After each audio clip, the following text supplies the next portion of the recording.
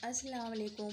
आज आपके साथ शेयर कर रही हूँ मैं गांव की शादियों वाले नान गोश्त और नमकीन चावल की रेसिपी, जो कि बहुत ही ज़्यादा सिंपल तरीके से बनता है, लेकिन खाने में जो इसका टेस्ट है वो लाजवाब होता है। तो इस रेसिपी को एक बार ज़रूर ट्राई करिएगा, आपको बहुत पसंद आएगी। तो वीडियो में अगर कुछ भी अच्छा लगता है तो एक लाइक कर दीजिएगा, द हिनी फूड को सब्सक्राइब कर लीजिएगा, ज़्यादा से ज़्यादा शेयर करिएगा, कॉमेंट करिएगा, मुझे ज़रूर बताइएगा। तो चलिए वीडियो को शुरू करते हैं। तो सबसे पहले हमें आटा गूंदना है नान का। तो यहाँ पर मैंने ले लिया है 2 चम्मच सौंफ। यहाँ पर मोटी वाली सौंफ ली है मैंने। अब इसे हमें खलकुटने में इस तरीके से कूट लेना है। तो हमें दरदरा सही से कूटना था, इसलिए मैंने मिक्सी के जार में इसे ग्राइंड नहीं किया है। इसी तरीके से गांव वगैरह में नान में सौंफ का इस्तेमाल होता है कूट करके। तो यहाँ पर देखिए दरदरा से मैंने इसे कूट लिया है, साइड में कर दिया। अब यहाँ पर ले लिया है मैंने 2.5 कटोरी के करीब गेहूं का आटा। तो यहाँ पर अपनी ज़रूरत के हिसाब से मैंने आटा लिया हुआ है, आप अपने हिसाब से कम या ज़्यादा कर सकते हैं। अब यहाँ पर ऐड कर देना है हमने जो सौंफ कूट करके रखी हुई थी 2 चम्मच, इसे ऐड कर देना। बहुत ही बढ़िया सा टेस्ट आता है इस तरीके से नान में। गाँव वगैरह में इसी तरीके से नान जो है बनाई जाती हैं। तो यहाँ पर मैंने 1 चम्मच ऐड कर दिया है नमक। यहाँ पर ऐड कर देंगे हम सोडा। तो यहाँ पर मैंने 4 चुटकी सोडा ऐड किया है। ना बेकिंग सोडे का इस्तेमाल करेंगे, ना ही दही का और ना ही ईस्ट का। बिल्कुल सिंपल तरीके से हम जो है नान बना करके तैयार करेंगे। तो इस तरीके से अच्छे से मिक्स कर लेंगे हाथों से, ताकि सारी चीज़ें अच्छे से मिक्स करने के बाद अब इसमें हम ऐड करेंगे आटा। तो यहाँ पर ये मैंने जो आटा लिया है इसका मैंने खमीरा तैयार किया है। तो यहाँ पर गांव वगैरह में इसी तरीके से आटे को रात भर छोड़ देते हैं और सुबह इसका जो है खमीरा बन करके तैयार हो जाता है। तो यहाँ पर मैंने रात को इसे ऐसे ही किचन में छोड़ दिया था 2 चुटकी सोडा ऐड करके, और ये देखिए इसका जो खमीरा है वो तैयार हो चुका है। तो बस हमें इसी का इस्तेमाल करना है नान बनाने के लिए। तो मैंने इसे आटे में ऐड कर दिया है। अब इसे हमें गूंदना है। तो हमें थोड़ा थोड़ा पानी ऐड करते हुए आटे को गूंद करके तैयार कर लेना है। तो हमें ज़्यादा सख्त आटा नहीं लगाना है, यहाँ पर बिल्कुल सॉफ्ट आटा जो है बना करके इसका तैयार करना है। तो बस थोड़ा थोड़ा पानी ऐड करेंगे और आटे को गूंदते जाएंगे, ताकि जो हमने खमीरा तैयार किया है वो भी अच्छे से इसमें मिक्स हो जाए। तो यकीन मानिए इतनी ज़्यादा टेस्टी बन करके तैयार होती हैं ये नान, कि आप अगर इस तरीके से एक बार इसे बनाएंगे ना तो दोबारा इसी तरीके से ट्राई करने वाले हैं। सिर्फ हमने सोडे का इस्तेमाल किया, कोई भी चीज़ ऐसी नहीं डाली इसमें।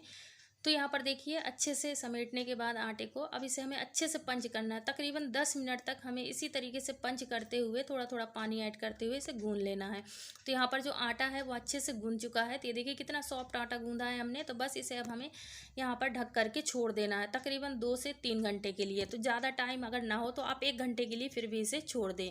तो यहाँ पर चलिए जब तक आटा सेट हो रहा है तो हम गोश्त बना लेते हैं। तो यहाँ पर मैंने गोश्त लिया हुआ है, 500 ग्राम गोश्त है ये। इसे धो करके मैंने अच्छे से साफ़ कर लिया है। तो चलिए अब इसे हम बनाते हैं। तो बिल्कुल गांव के स्टाइल में हम बनाएंगे इसको, जैसे गांव वगैरह में देग में बनता है उसी तरीके से। तो यहाँ पर मैंने एक बर्तन ले लिया, कढ़ाई वगैरह कुछ भी ले लीजिए आप, उसमें आप इसमें गोश्त ऐड कर दीजिएगा और फिर इसमें ऐड कर देंगे हम तेल। तो यहाँ पर मैं सरसों के तेल का इस्तेमाल कर रही हूँ, इससे गोश्त वगैरह काफ़ी अच्छा बन करके तैयार होता है। इसका टेस्ट मुझे ज़्यादा अच्छा लगता है, इसलिए सरसों के तेल का ही इस्तेमाल करती हूँ मैं गोश्त वगैरह में। तो यहाँ पर ले लिए मैंने 3 मीडियम साइज़ की प्याज ली थी, जिसे इस तरीके से काट करके ऐड कर दिए। यहाँ पर लिया 1 गांठ लहसुन की और अदरक का टुकड़ा लिया हुआ है, तकरीबन 2 से 2.5 इंच का होगा। तो यहाँ पर अब इसे हमें खलकुटने में इस तरीके से कूटना है। तो आप चाहे तो पेस्ट भी बना सकते हैं इसका, लेकिन इस तरीके से कूट करके अगर आप डालेंगे तो बहुत ही अच्छा फ्लेवर आएगा। तो इसी तरीके से गाँव वगैरह में कूट करके खलकुटने में और इसे ऐड किया जाता है गोश्त में। तो यहाँ पर देखिए ये दरदरा सा पेस्ट जो है बन करके तैयार हो चुका है। ये देखिए मैं दिखाती हूँ आपको, ये देखिए कितना दरदरा सा पेस्ट बन करके तैयार हुआ है। तो बस 1 चम्मच ऐड कर देंगे और जो बचा हुआ पेस्ट है इसका इस्तेमाल हम बाद में करेंगे। तो यानी टोटल 2 चम्मच लहसुन अदरक का पेस्ट का इस्तेमाल होना है इसमें। तो यहाँ पर जो 1 चम्मच है वो बाद में इस्तेमाल करना है हमें, तो इसे साइड में रख देंगे। अब चलिए इसमें कुछ और भी मसाले ऐड कर देते हैं हम। तो यहाँ पर डाल देंगे हम लाल मिर्ची का पाउडर 2 चम्मच, 2 चम्मच ऐड कर दिया है धनिया का पाउडर, आधे चम्मच ऐड कर दिया है हल्दी का पाउडर। यहीं पर ऐड कर देना है 2 चम्मच नमक, आप अपने टेस्ट के हिसाब से भी डाल सकते हैं नमक।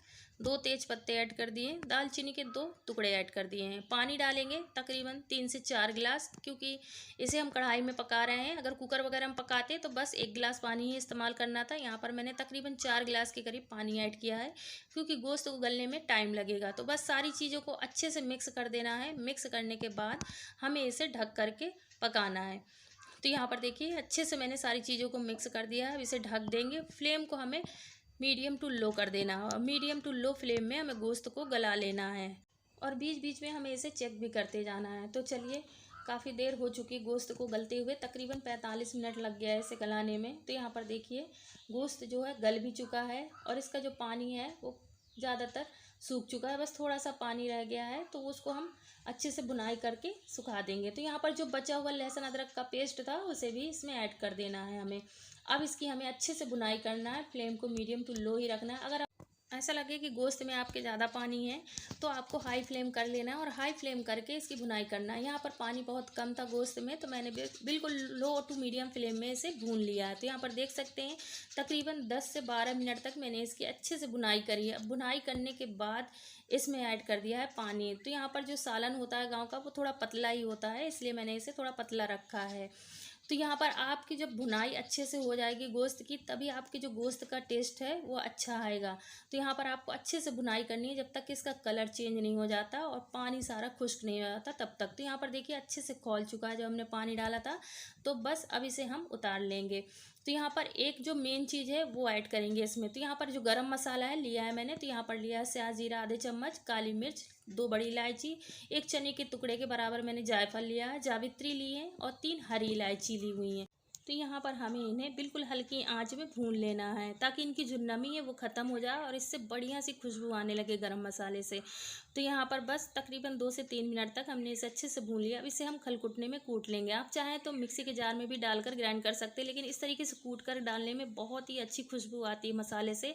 और इसी तरीके से ऊपर से ही मसाला आप ऐड करिएगा जब भी आप गोश्त वगैरह बनाएं। यकीन मानिए बहुत ही बढ़िया सी खुशबू आएगी, बिल्कुल देग वाला कलर और खुशबू इसमें आने वाली है। तो रखे हुए गरम मसाले को जब हम ऐड करते हैं तो इतनी अच्छी खुशबू नहीं आती, क्योंकि ज़्यादा दिन रखने से जो मसाले की खुशबू है वो चली जाती है। तो बस इसे ऐड कर देंगे। चलिए इसे साइड में कर दिया। अब हम पुलाव बनाएंगे यानी कि नमकीन चावल। तो यहाँ पर हमने तेल ले लिया है थोड़ा सा कढ़ाई में, तकरीबन 1 बड़े चम्मच में आधे चम्मच यहाँ पर शाह जीरा लिया है, 2 हरी इलायची ली, लौंग ली, काली मिर्च 1 बड़ी इलायची और तेज पत्ता दालचीनी का टुकड़ा ले लिया है। सारे मसालों को तेल में ऐड कर दिया, अच्छे से फूल जाने देंगे।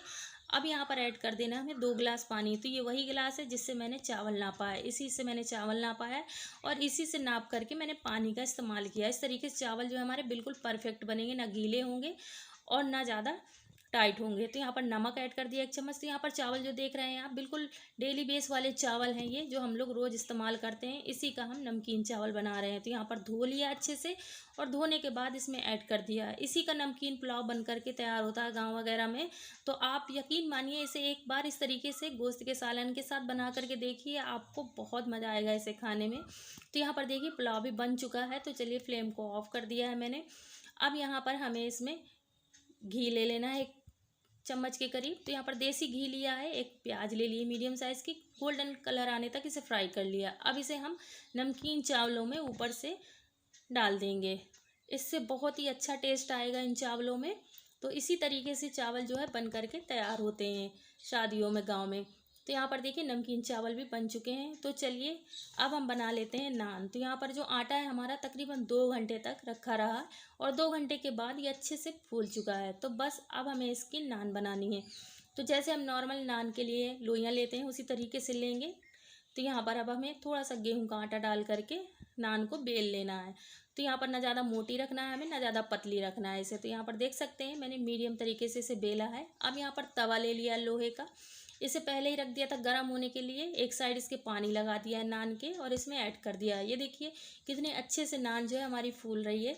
ये देखिए इसी तरीके से फूली फूली जो नानें हैं वो बन करके तैयार होंगी आपकी। तो बस मीडियम फ्लेम में इसे इस तरीके से हमें सेक लेना है। जैसे जैसे हम इसको सेकेंगे ये और भी ज़्यादा फूलती हुई नज़र आएंगी। तो यहाँ पर देखिए बढ़िया सी नान जो है बन करके हमारी तैयार हो चुकी है। तो दोनों साइडों से अच्छे से नान जो है सिक चुकी है। तो चलिए इसे भी हम निकाल लेते हैं एक प्लेट में।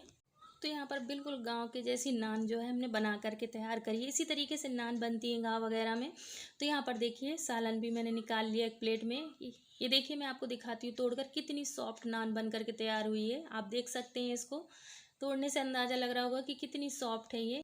और इसमें जो हमने सौंफ डाली थी, इसका जो फ्लेवर है वो लाजवाब होता है इस नान में। तो ट्राई करिएगा इस रेसिपी को, अपनी राय मेरे साथ शेयर कीजिए।